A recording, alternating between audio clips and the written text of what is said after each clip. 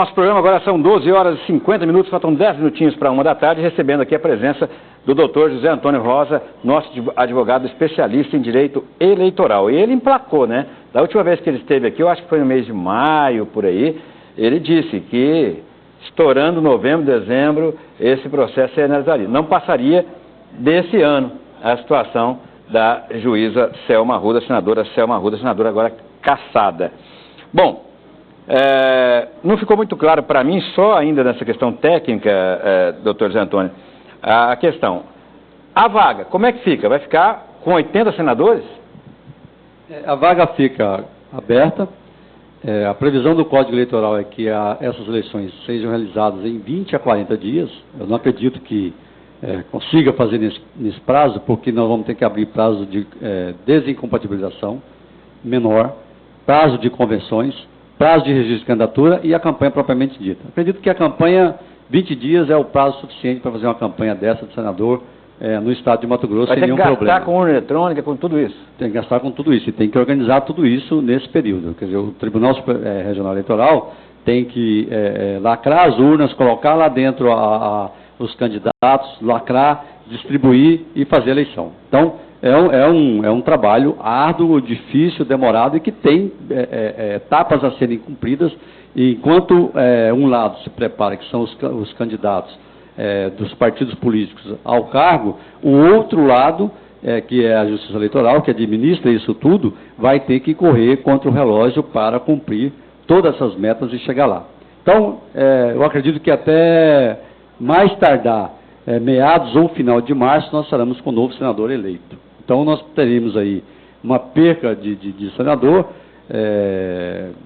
agora, dezembro até março. Lembrando que nós temos um recesso até o dia 15 de fevereiro, nós teríamos aí 30 dias, 40 dias no máximo sem senador do Mato Grosso. E isso não é prejuízo nenhum, porque a própria legislação já prevê isso. Quando antes de encerrar o mandato do senador, quando há a cassação de todo mundo da chapa, a previsão legal é de que, se faltar 15 meses para o término do mandato, não há nova eleição. Fica também sem uma vaga neste caso. E aí por 15 meses seguidos. Correto. Bom, do ponto de vista político, doutor José Antônio, o senhor acha, para começar, vamos ser honestos aqui, o crime está aprovado que ocorreu. O senhor concorda com isso, né? Olha, eu tenho dito em todos os lugares que eu vou que eu tenho visto muito, aliás, eu nunca vi, esse é o único processo com provas tão robustas, tão fortes, quantidade de provas dos crimes cometidos. Tanto do 30A, do artigo 30A, que é um artigo que foi inserido na legislação eleitoral para coibir esses abusos com relação à prestação de conta de recursos, de dinheiros que são usados na campanha. O abuso do poder econômico, a mesma coisa. E, nesse caso, tem mais crimes sendo apurados aí, praticados pela chapa, que nós vamos poder ter novidades daqui a pouco aí. Por exemplo, uma das questões que eu sei que aconteceu e que está sendo investigado é com relação à assinatura do mútuo. O mútuo alega que se assinou esse mútuo no dia 4 de abril, 3, 4 dias, logo depois de 3, 4 dias, que a senadora tinha saído para ser candidata. O ministro Luiz Salomão, que é do STF... O que é isso, mútuo? Mútuo é assinatura de contrato de empréstimo. De contrato de empréstimo. E ela fala que o Possamar emprestou para ela dinheiro. Luiz Salomão falou o seguinte, olha, eu tenho certeza absoluta que ela estava com a toga nos ombros ainda quando estava entabulando a sua candidatura. Isso é verdade, nós todos aqui em Mato Grosso sabemos disso. E aí, 3, 4 dias depois que ela sai, ela assina um mútuo. Como é que assina um mútuo em 3, 4 dias de R$1,5 milhão? Com alguém que não tinha nada a ver com ela, segundo ela, que não era o suplente dela ainda. Já estava acertado como suplente, evidentemente que estava acertado como suplente, e assina esse mútuo. E esse mútuo me chamou a atenção quando houve, porque por um determinado período foi determinado pelo Pedro Sakamoto, o desembargador Pedro Sakamoto, foi determinado que estava sob sigilo esse processo. E depois ele tirou o sigilo do processo. Quando ele tirou o sigilo do processo, verificando a documentação, um dos documentos que estão colocados lá é o mútuo. E engraçado... O mútuo é um empréstimo, vou colocar no popular. Que o empréstimo feito e assinado o contrato de R$1,5 milhão, com a garantia de uma casa que vale 300, 400 mil reais, que, portanto, não dá para pagar o empréstimo. Não dá. É uma das primeiras falhas. Tem uma outra situação, assim, tem duas pessoas que assinam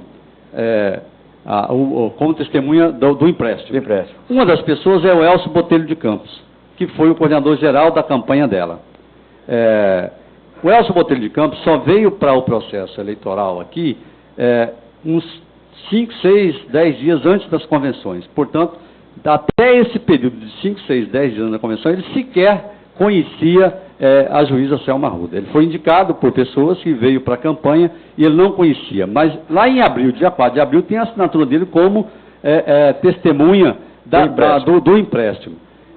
Aí, até ontem o nome dele foi falado pelos ministros, porque ela colocou ele como testemunha, e aí, no processo, e aí ele mora em Brasília. Aí o processo foi para Brasília, para ouvi-lo em precatório em Brasília, e o Pedro Sakamoto dispensou a oitiva, porque ele não era mais considerado como testemunha, mas sim informante, e porque já estava completo o processo, não precisava mais de ninguém. E julgou o processo antes do precatório chegar. Mas o precatório chegou e ele foi juntado ao processo no recurso para o TSE.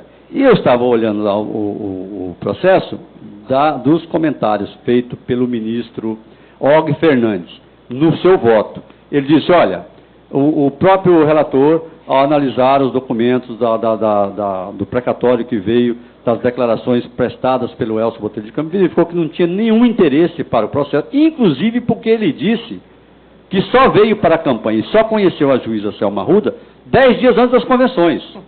Ora, a convenção foi no dia 4 de agosto, a convenção do partido dela. Foi no dia 4 de agosto. Se ele conheceu 10 dias antes, então foi no dia 24, 23, 24 de julho. Como é que ele assinou como testemunha num contrato de empréstimo lá no dia 4 de abril, portanto, abril, maio, junho, julho. 3 meses antes. 3 meses antes. Então, aí há um indício claro, forte, suficiente de que esse documento é uma fraude, não tem paralelo em lugar nenhum. Foi feito com data retroativa. Foi feito com data retroativa para justificar a defesa. Exatamente. Bom, então, e o pior é isso, é que ela não pode alegar ignorância. Afinal de contas, ela é uma magistrada. Né, doutor? Isso eu acho que nem cabe para ela, porque se fosse um leigo, talvez, poderia alegar ignorância e tal, pá. Mesmo que isso não serve como defesa. Poder ela não pode, até porque ela foi juiz eleitoral, né? Várias vezes. Então, não tem nem como alegar no interior do Estado, conhece a legislação eleitoral, passou por isso, mas o ministro Fachin alega que pode se levar em consideração que ela realmente não conhecia, no voto dele divergente. Daí entra aquela palavra que o senhor falou. Teratológica. Agora, me diga uma coisa, e se ela tivesse agido de forma diferente? Tão logo estourou esse escândalo, que ela foi caçada por unanimidade aqui. Será que politicamente, com a sua experiência política, ela não conseguiria reverter isso lá em Brasília, não? Porque há quem diga que houve um acordo na questão do filho do Bolsonaro com relação ao Queiroz, que foi negociada a questão do Lula, né, que eles acabaram por entender que, em segunda instância, não pode ser preso, a prisão em segunda instância, que liberou Lula e tantos outros, e que isso faz parte de um acordo para não mexer com o Queiroz, não mexer com o senador Eduardo Bolsonaro. E ela foi contra isso e tudo mais. Se ela tivesse se postado de uma outra forma, com fidelidade ao presidente, tivesse ali ficado na dela, embaixo do guarda-chuva, você acha que essa decisão seria dessa mesma forma, com esse mesmo prazo? Olha, eu não acredito nisso, não. Primeiro porque, vamos voltar aqui à questão do Queiroz que você colocou. Do acordo que teria sido feito, que realmente isso circulou muito forte e tal, que teria sido feito esse acordo. Então, esse acordo foi desfeito, porque liberaram o COAF, liberaram o inquérito lá no Rio de Janeiro, o inquérito está andando a pleno vapor, inclusive que não tinha esse inquérito contra o Eduardo Bolsonaro, contra o Flávio Bolsonaro, e agora já tem o inquérito contra ele. Está andando contra ele também.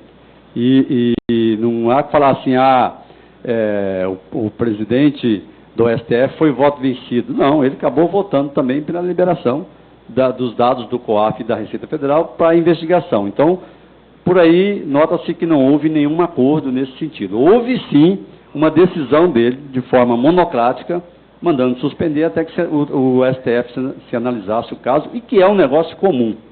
Com relação à posição da juíza, eu acho que nada interfere o que vai acontecer na Justiça Eleitoral. Eu tenho dito, e tenho, por onde eu passo, a Justiça Eleitoral ela tem caminhado muito séria no sentido de rapidez, para se investigar e julgar os fatos que são apresentados para a Justiça Eleitoral. Esse é um fato relevante. Ele tem tido uma certa... todo o corpo do Judiciário tem trabalhado no sentido de que a lisura, a transparência, a celeridade e a honestidade têm que caminhar junto. Então, analisam de forma independente, de forma clara. É evidente que você tem aí, por exemplo, como o Fachin, que teve uma posição divergente de todo mundo. Isso são fatos que ocorrem. Eu não vou nem aqui dizer que ele tem algum interesse, alguma coisa de fazer, mas são fatos que ocorrem. Aqui no Mato Grosso foi unânime. E veja que foi unânime dos colegas, dos 7 que votaram em Mato Grosso, 4 são colegas da mesma justiça. Os 2 desembargadores e os 2 juízes de carreira. São juízes, aí tem dois juízes que são oriundos da categoria jurista e um, na época era juíza federal. Veja que, nessa posição, não há que se falar em perseguição. Qual que é o interesse de cada um desses que estavam lá de perseguir a juíza Selma? O que ela possa ter julgado ou feito ou falado contra eles? Uhum. A única coisa que fez ou falou foi diante do processo de julgamento, que ela falou que tinha sido extorquida pelos membros do tribunal, lá no próprio tribunal. Depois voltou atrás. Fora isso, não houve absolutamente nada. Então, não vai se julgar por coisas que estão fora do processo. Se julga por coisas que estão dentro do processo. Nós costumamos dizer aqui no judiciário, os juristas, advogados, que o que não está no processo não está no mundo. Não está no mundo. Então não tem que se falar, buscar fundamentos aonde não tem. Só busca fundamento onde tem. Tá, e certo. As provas que estão carreadas nos autos, elas são, por si só, falam sozinhas, não tem que discutir mais nada. Agora, quando chegou no tribunal, se você buscar atrás de quando eu falei que em novembro terminaria, e falei que também que seria unânime lá no STF a decisão, é porque não tem como não reconhecer as provas que estão ali elencadas e colocadas. Eu vi ontem, assisti na íntegra ontem, assisti no dia anterior e assisti ontem também. Eu vi ontem um Luiz Barroso constrangido. Com o voto do Fachin. Não, em votar.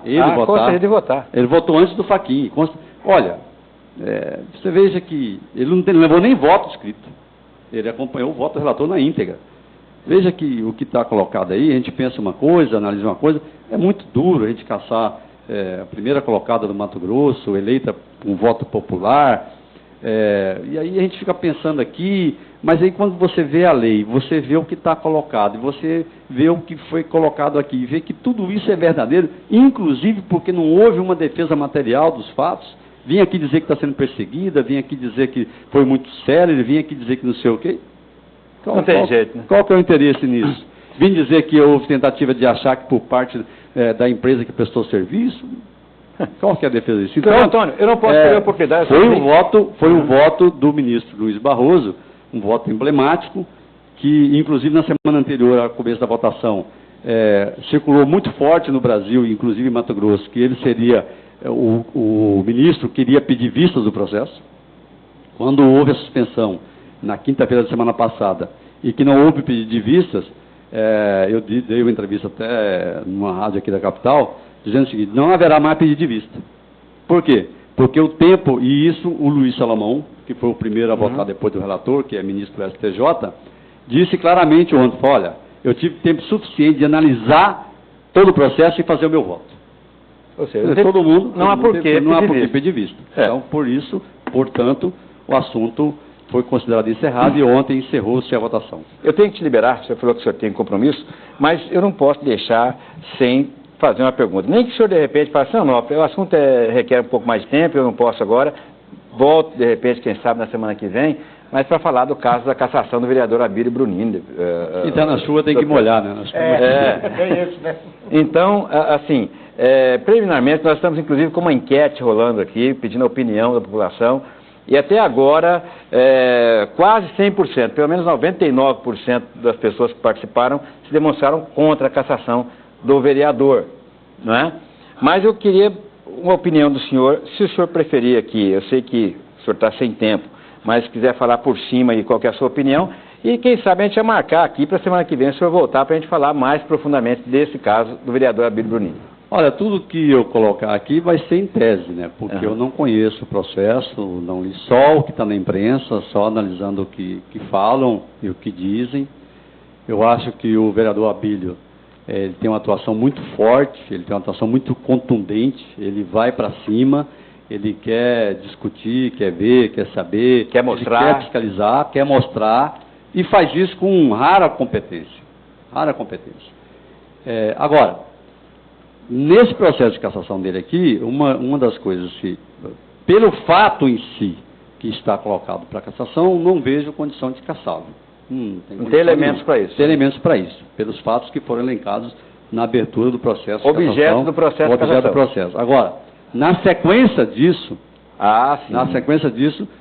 tem algumas coisas que, se forem comprovadas como verdadeiras, aí sim tem elementos. Aí se justifica por si só. Isso justifica por si só. Por exemplo, isso me lembra muito o caso do Ralph Leite. Exatamente. Então, na época do Ralph Leite, os vereadores estavam dispostos a não cassá-lo, até aquela denúncia do 0 quilômetro, que era uma questão de cunho pessoal dele. Não se tratava em quebra de decoro parlamentar, porque era uma questão pessoal. Mas a partir do momento que ele começou a ameaçar vereador, que armou casinha para vereador lá no Manso, com não sei quem, e que depois bateu na namorada, ali foi a parte de cal. Ele bateu na namorada, né? Aí os vereadores todos mudaram de opinião e o objeto, que era o 0, já passou a não ser mais objeto e ele foi cassado da mesma forma. Da mesma forma. Isso os fatos que eu estou citando é conhecido, é o fato da funcionária da São Benedito ter ido prestar um depoimento que, ao que tudo indica, pelo que estão se falando, é fraudado. Né? Não é um negócio que existiu. Se isso for comprovado, chegar à comprovação, esse fato por si só já pode justificar a cassação dele, porque faltou com decoro, tentou fraudar um processo, tentou se colocar de vítima numa situação. Isso, inclusive, é crime, né? Crime de falso testemunho. Calúnia, difamação. Quem cometeu o crime lá e quem agendou a cometer esse crime. Então, assim, são fatos que, quando se começa um processo lá, pelo processo em si, não vejo grandes condições, não. Mas o que vem acontecendo no entorno depois é problema. Tem que se prestar atenção nisso. Tá certo, então. Doutor José Antônio Rosa, sei que o senhor tem compromisso, mas olha, se o senhor puder nos atender, quem sabe semana que vem a gente discutir mais profundamente, porque está marcado praticamente para o dia 19, já está marcada aí a sessão para discutir o caso do vereador Abílio. Isso se a CCJ não pedir vistas, e aí vai ter mais 15 dias, e aí acaba o ano, e aí só o ano que vem. Tem esse problema. Olha, estou à disposição, Onofre. Tem coisas que a gente conhece por conhecer da lei, etc. e tal, tem mais facilidade de falar, e tem coisas que não. Mas, se eu puder contribuir e ajudar, eu estou à disposição. Espero ter contribuído e colocamos sempre à sua inteira disposição aí para esse esclarecimento. Muito obrigado. Falou aí, esteve com a gente aqui o doutor José Antônio Rosa, competente advogado do direito eleitoral.